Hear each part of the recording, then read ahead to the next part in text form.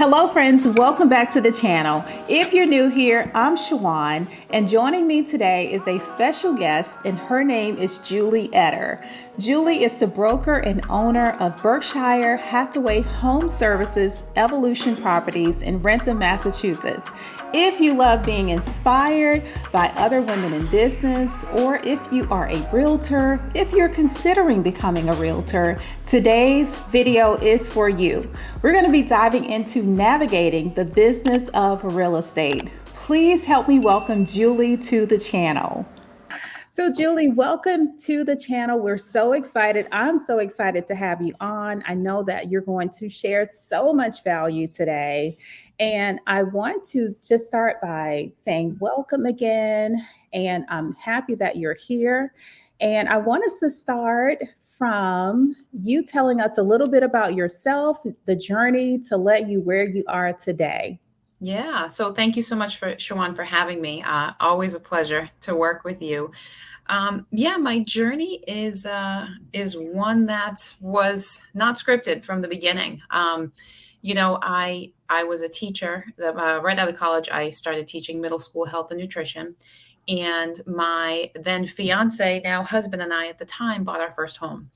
And in that process, as a first time teacher, I had every part time job you could, right? Because we were just trying to make ends meet with paying for our new home. And I was also adamant at 22 years old that I was not going to be some naive, have no idea what was going on. So I dove into understanding the real estate process when we bought our first home and subsequently fell in love. And at the time, my uncle, was my broker. And at the closing table, he said to me, "So you're going to get your license and do this and make some money on it or what?" And I thought, sure, why not? What's another, side hustle with everything else I had going on with teaching? And I call it tripped and fell into the business and fell in love. And the more I did, the more I loved. The more I did, the more I loved. And I would tell you, I really don't advocate part time in this industry, but that is how I started.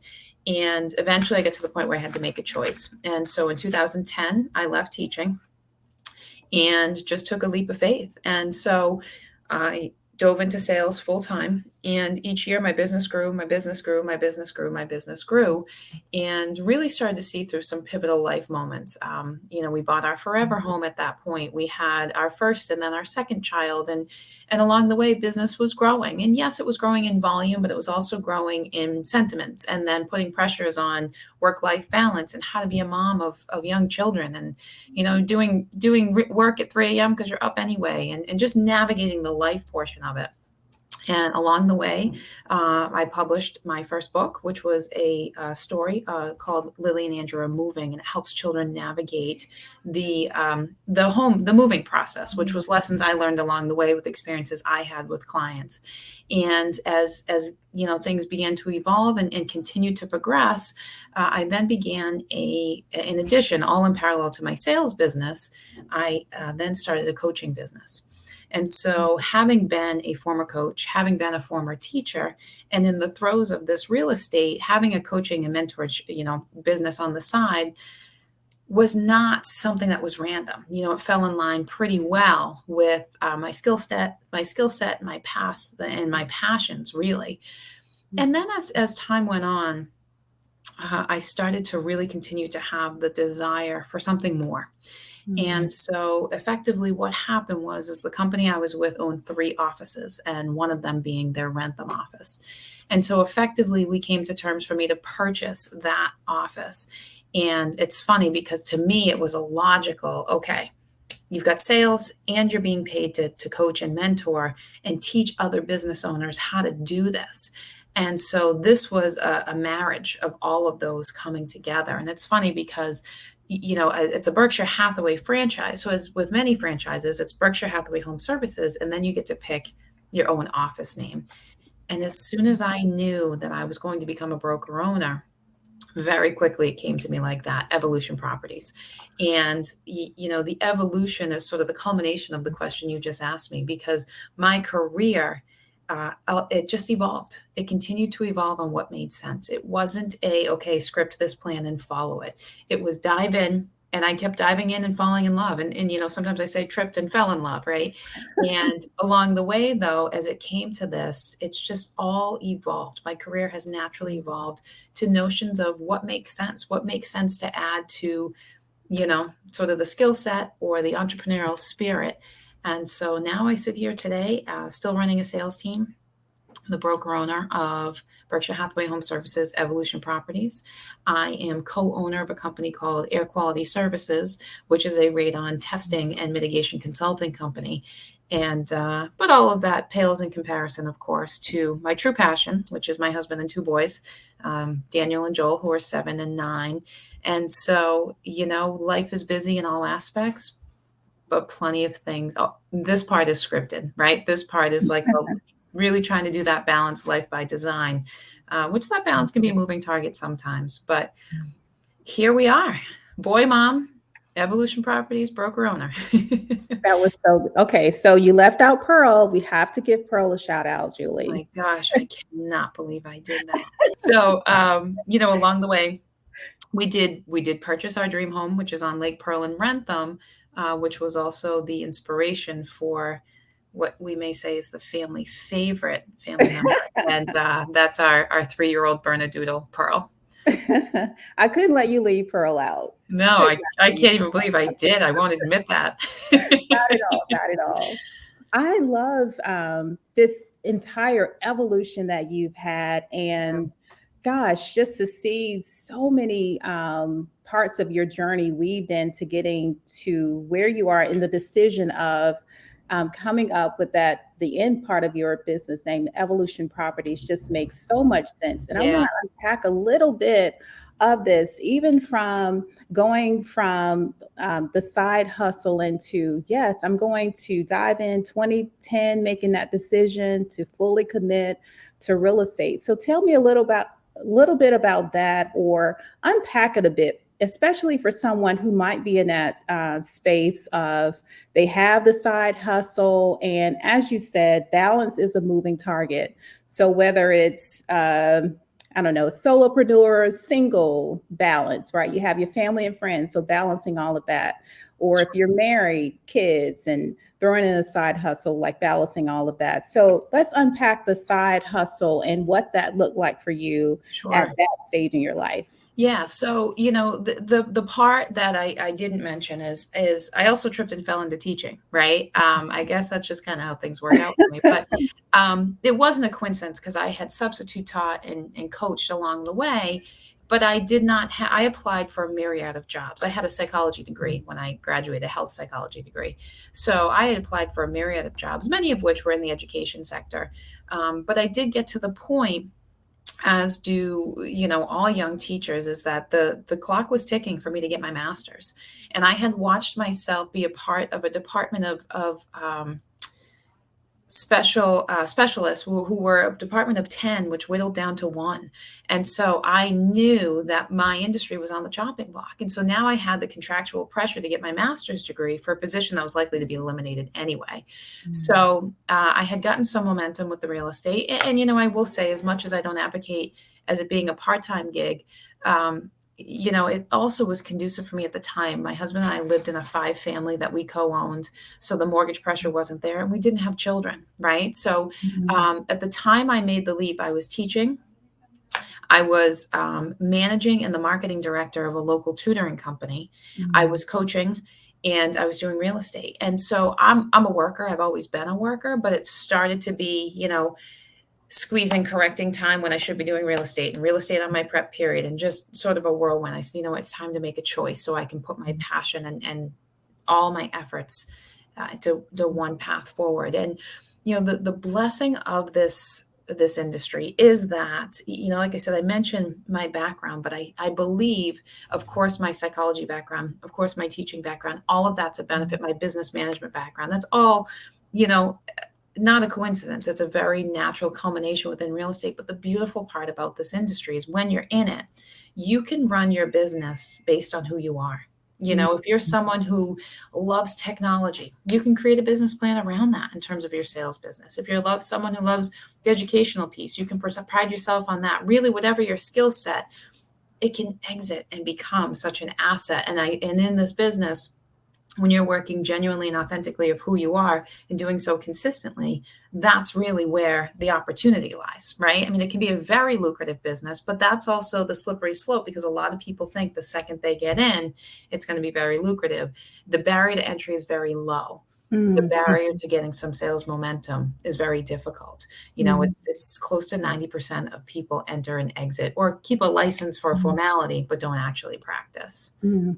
That's really good, especially when you mention momentum and what it takes to get that snowball, if you will, moving and going in the right direction, too. I think it's really good that you were able to assess what your skill sets were and then to apply them in a way that you could build that momentum.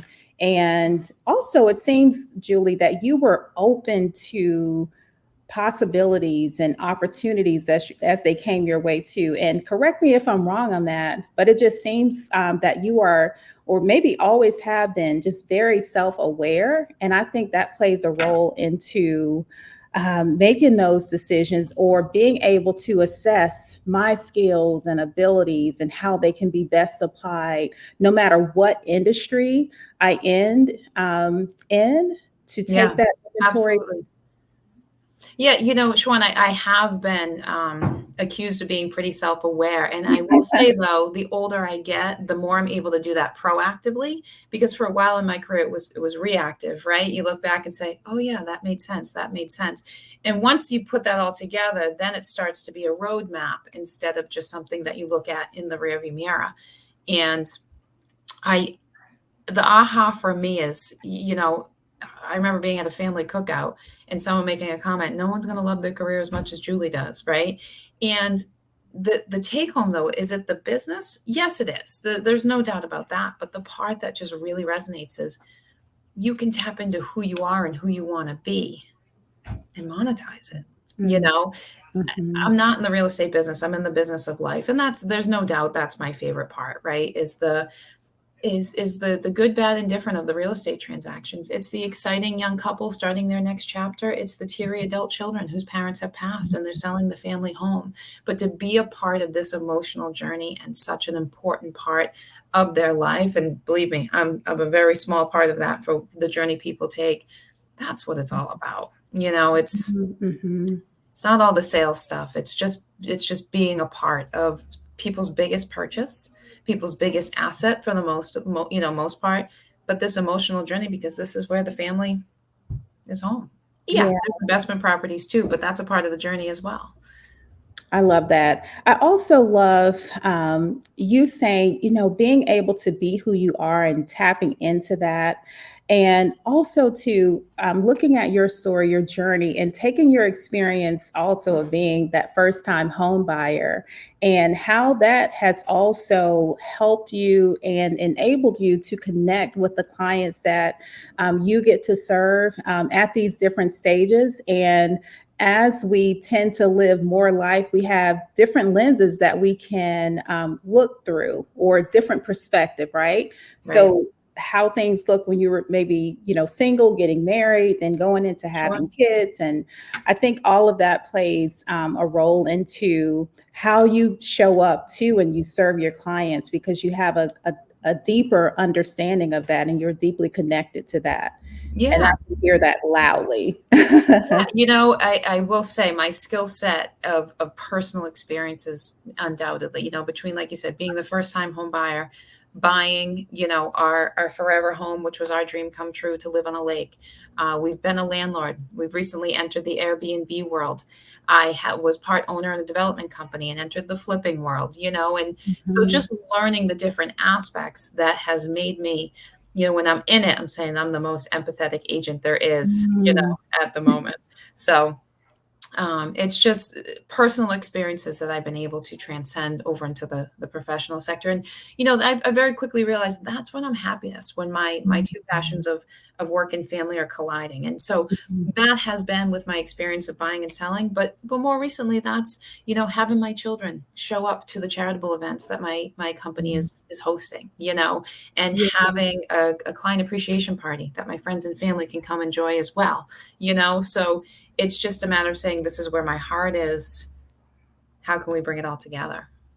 Yeah, I feel that that is definitely a differentiator, and to have that perspective and to be able to lean into that, it Yeah. definitely makes you unique. It makes you stand out, and I think I want to dive into that a little bit too, because as we know, no matter what industry you're in, there are many other people who do the same thing that you do. Right. And so much of what you share makes you different. And let's talk about someone who is considering becoming a realtor and some of the thoughts that may be running through their mind in terms of, like you mentioned, it's a low barrier to entry. Um, I'm sure taking a series of tests, maybe passing an exam, and your license, right? Yep. But could you dive into a little bit about what it takes? What does it really take to be an effective realtor, an effective agent? Yeah. So, first of all, it's yes, it's taking the test and getting your license, right? But like most Mhm. industries, the stuff on the test is not the what you're really doing in the field, right? So it's a combination of all of that. But one of the I say the best thing about my industry is it's flexible, and the worst thing about my industry is it's flexible because a lot of people sure. Can I build my schedule around popping into library time for an hour or getting my kids to the doctor's appointments? Of course I can, right? But that Mhm. also comes with the expense that people want to talk nights and weekends, right? But there's a misconception sometimes that when it's flexible means that when it's convenient. And that's really the differentiator. Mhm. Consistency, and this sounds so practical, right? But I mean, I see it every day. Agents just don't do it. They expect instant gratification and they Mhm. expect instant results from what they're doing. But it's got to be this consistent campaign that is just worked at and worked in over and over and over again, Mhm. and Mhm. you're an independent contractor when you're in real estate. There's no one saying you have to clock in at 7, 8, 9 in the morning. It's the self-discipline to show up, the drive to do it, but the Mhm. passion. You've Mhm. got to fall in love with what you're doing here and understand that. I tell people, listen, expect not to make money for a year. If you do, that's great, but it costs money to get in, and then it's cost money to run it. And you're doing this without getting a paycheck. You don't make money unless you sell, right? And so what we also see is people understandably get a side hustle to pay the bills. That side hustle becomes income and consistent, and then they sort of move away, right? And then they've went from having a part-time job to becoming a part-time agent. And especially in our current competitive climate, it's just difficult to sustain. There's lack of inventory, there's lack of transactions. So inevitably people are gravitating towards that experience in this competitive nature of a real estate market. Really good. So, for someone who finds themselves in that situation, or I feel like this gives, provides some setting up of what to expect, right? You could think, once I pass my exam, I'm going to go and maybe list a property or sell a home right away. And that doesn't always happen. So, you could have these preconceived notions, or you could, I don't know, I love HGTV. I don't know about you, Julie, but Yeah. love watching the house hunters. And it just seems, overnight they find a house. It only Yep. takes three, we're done. So taking out some of that, some of the preconceived notions that someone might have, they may not have thought about, wow, a year without making any money from it. So, what are some ways that people can set themselves up to do well, or to, I guess, avoid or prepare? That's a better word. How can someone prepare for this long game, essentially, that they are entering? It's not something that can, maybe happen overnight. What Sure. should they do to prepare for that? Yeah, I mean, they should join a brokerage that has a good training program, good mentoring, opportunities. Berkshire Hathaway Home Services Evolution Properties does come to mind.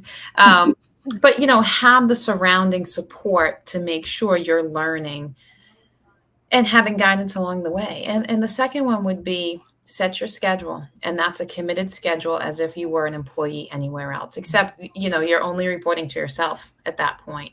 And that way it'll give you the guidance and the consistency, which is so often overlooked or lacked in the industry. A lot of agents don't even realize the reason why they're exiting. They're exiting typically due to frustration or a financial need, But many of them don't realize that the crux of that is their lack of consistency of working at it. Because there's also the emotional strength to say, there's no, I don't can't think of any, but industries where I take on a client, I have no idea how much effort it's going to take to get them to that closing table. I don't know, the hours. I don't know how many houses we're looking at. I don't know how many showings I'm doing if it's the seller, right? You hire a plumber or electrician, whatever they're doing extra, they're charging you for, right? We have a set fee and you have no idea what that's going to be from start to finish. And you're not getting paid. There's several avenues that you may do a ton of work and not get paid. So there's an efficiency of time, there's a consistency of time, and having the right guidance, of how to spend those moments.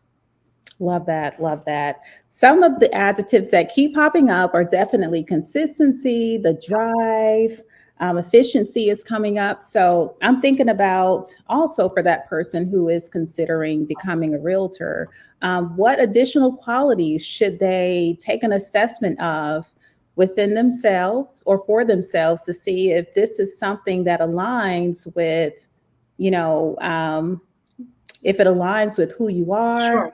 and how you can show up. Is this a good move for you to make? Yeah.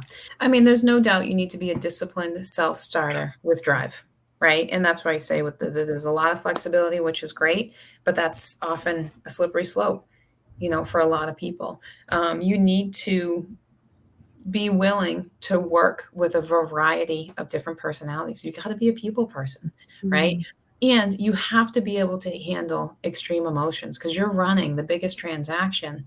Well, they're very emotional. So you need to be emotionally resilient. You need to be a self starter. You need to be driven and you need to be disciplined, and the most successful agents, again, like in many, careers and just life attributes, you need to have that comprehensive approach. I call it your staples, right?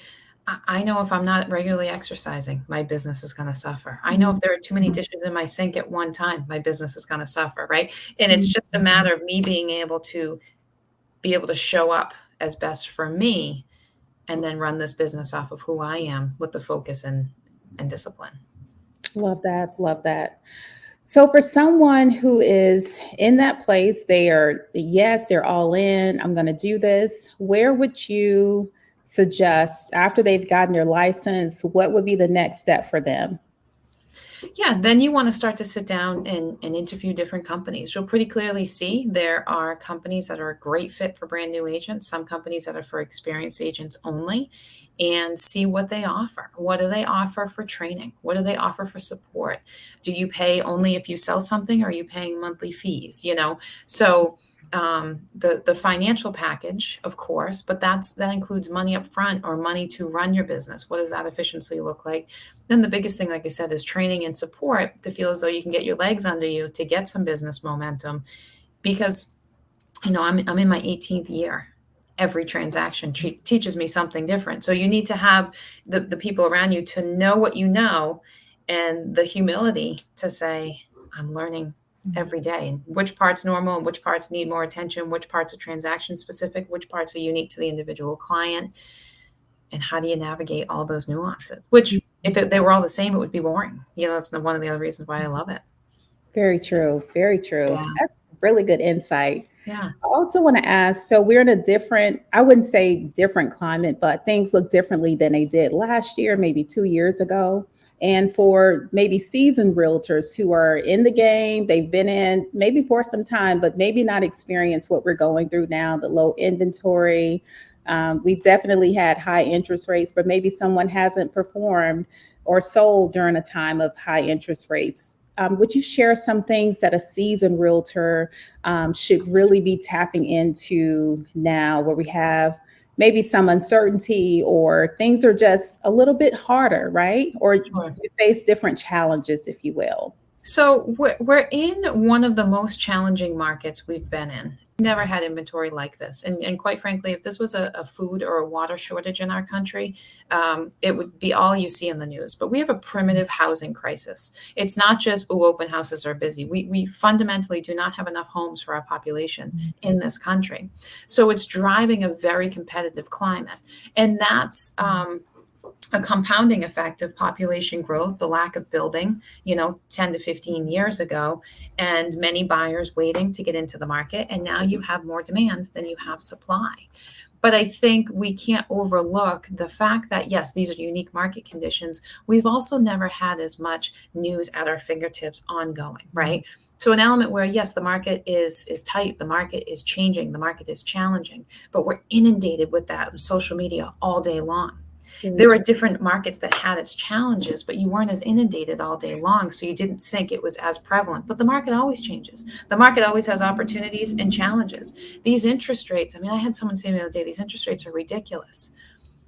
2 and 3% was ridiculous. This is normal, right? We're not going back there. So it was a gift when we had it, but we can't base our purchase decisions on them going back to the 2 and 3% because they're not going to.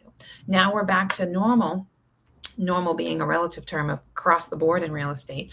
They're still healthy, they're still opportunistic. At the end of the day, people have to move, and it's just a matter of creating those opportunities to do so. But we're certainly in a um, highly intensive emotional climate because we've got people who are ready, willing, and able to move and don't have the homes to do so. We have people who are, retiring, going on a fixed income, and you're asking them to go downsize, and our local downsize condos are ranches that don't need a bunch of work. I mean, we're talking six, seven, eight, $900,000, or $700,000, $800,000, and a $600 a month condo fee, right? So, these are loose numbers. Of course, there's variables, but we're now asking people to make the biggest investment of their lives that they've ever made now on a fixed income. Like there's so many demographical and generational analysis that we're doing, or we're looking at the millennials.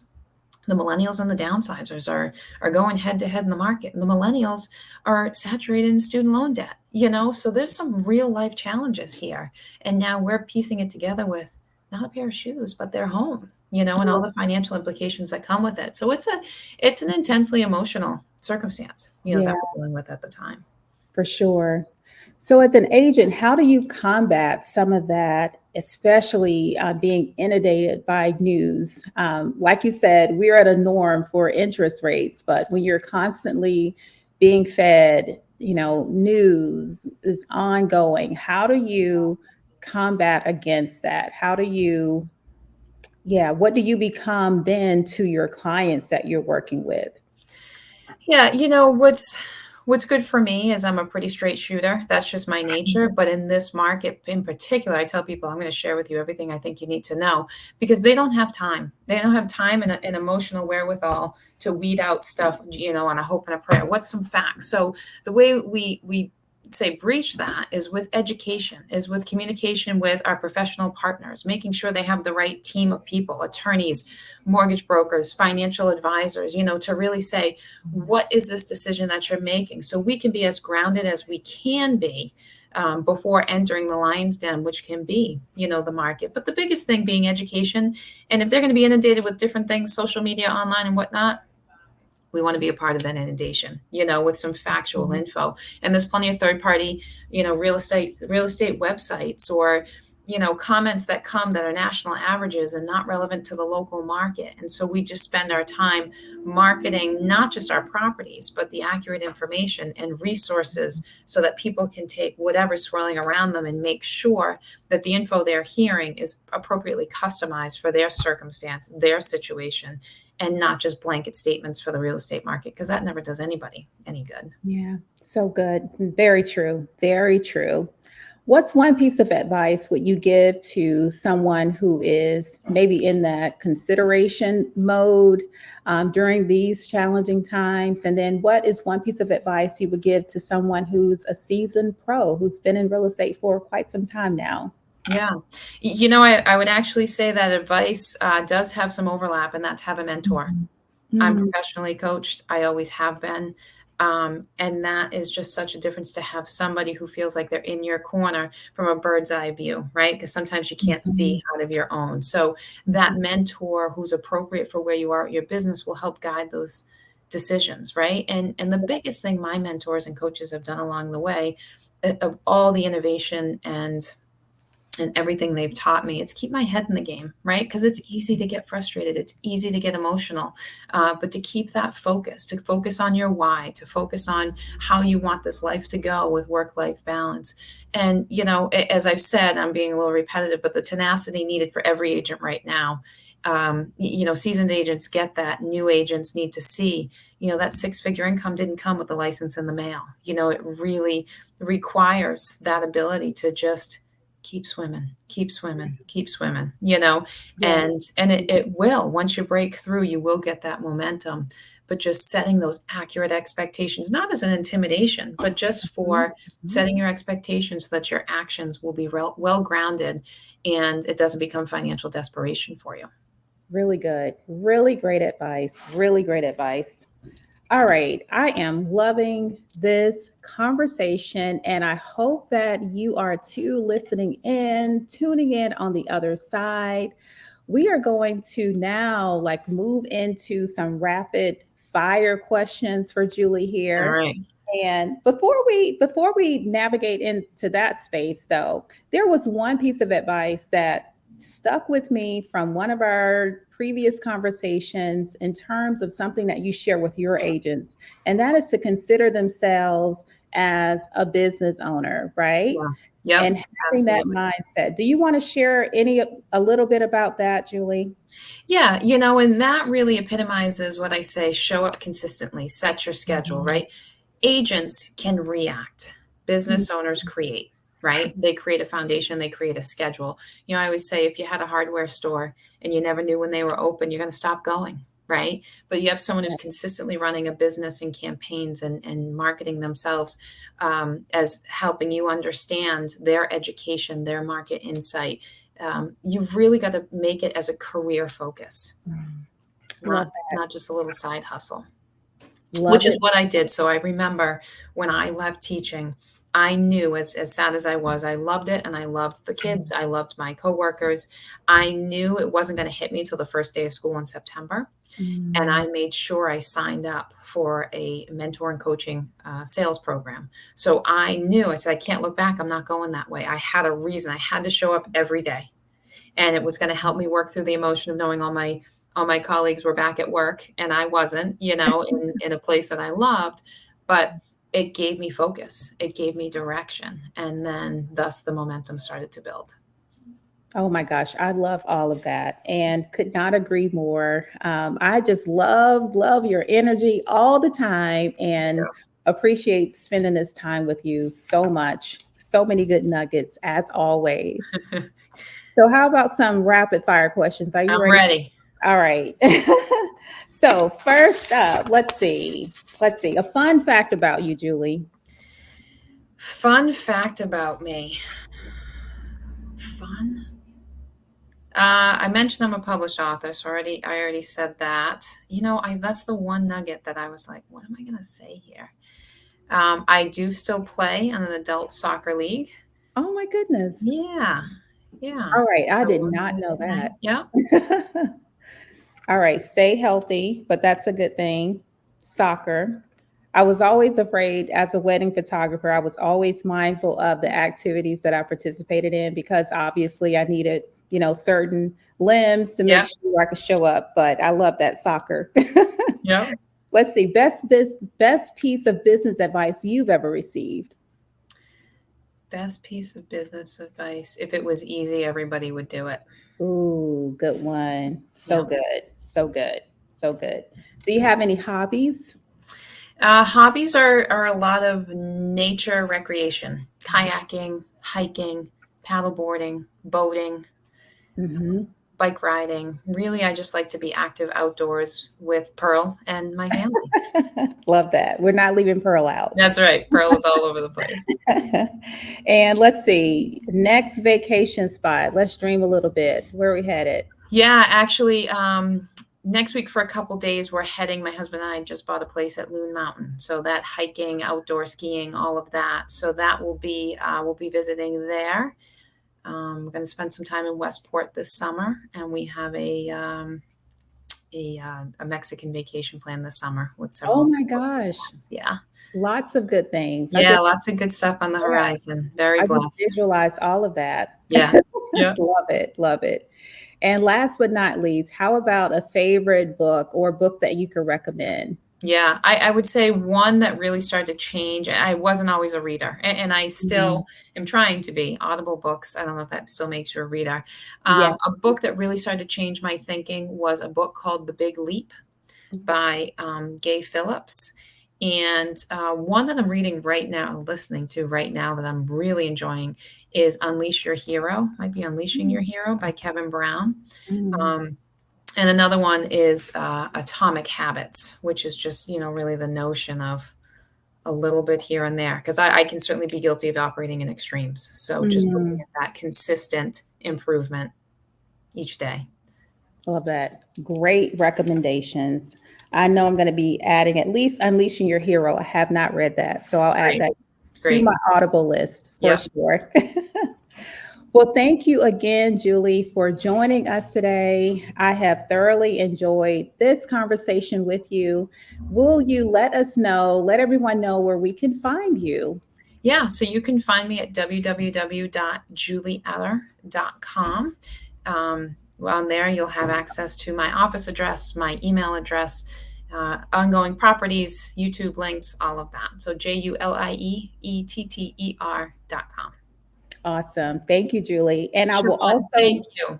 Thank you're you. It very is an honor and welcome. a privilege to be aligned with all of your initiatives and women in business. Really appreciate what you do for all of us Oh my out gosh. there. So I love growing with you and love participating in anything you put across my desk. Thank you so much. All I right. sincerely appreciate it and appreciate you. All right. Thanks, Shawon. Have a great day. Thank you. Bye. Everyone, I'm going to leave Julie's contact information in the description for you below. Thank you so much for watching. And also leave Julie some love in the comments. Let us know some of the value, anything that she shared that resonated with you. Let us know below in the comments. And don't forget to give this video a thumbs up, subscribe to the channel, and I'll see you in the next video. Thanks, Bye. Shawon. Bye-bye.